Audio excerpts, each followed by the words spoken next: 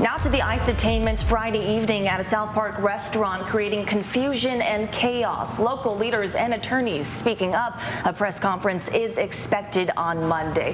ABC 10 News reporter Jane Kim joins us live in studio. Jane, you spoke to an immigration attorney about the legality of the situation.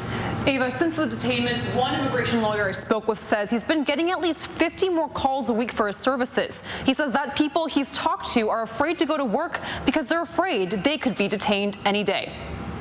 A busy night at Buena Forchetta Saturday night, a day after ICE detained several employees and demanded identification from all staff.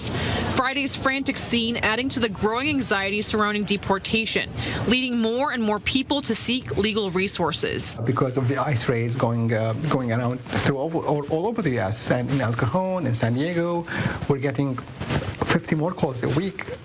More than what we normally get because of the ICE raids. That's Habib Haspini, who's an immigration lawyer. They're afraid to go to work. They're afraid to even go Home Depot, pick up supplies for their employer. They're afraid to be questioned about their status, especially those who are, don't have the required paperwork. Mayor Todd Gloria issued a statement about the ICE investigation, saying, quote, "Federal actions like these are billed as a public safety measure, but it had the complete opposite effect. What we saw undermines trust and creates fear in our community."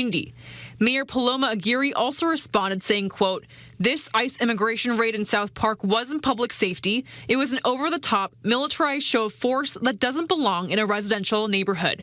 ABC 10 News also reached out to ICE, who responded saying, quote, "U.S. Immigration and Customs Enforcement can confirm that ICE San Diego conducted 2 worksite enforcement operations at Buena Forchetta and Enoteca Buena Forchetta restaurants in San Diego, California. As this is an ongoing investigation, we have no further releasable information at this time." Haspini says there was a different way for ICE to get employment documentation. You may want to, ask the employer to see, get a copy of their service form, to see their employment eligibility, to see if they're verified, eligible to work.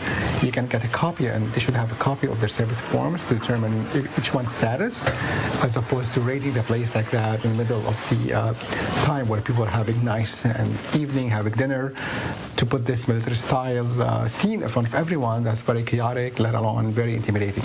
Jane Kim, ABC 10 News.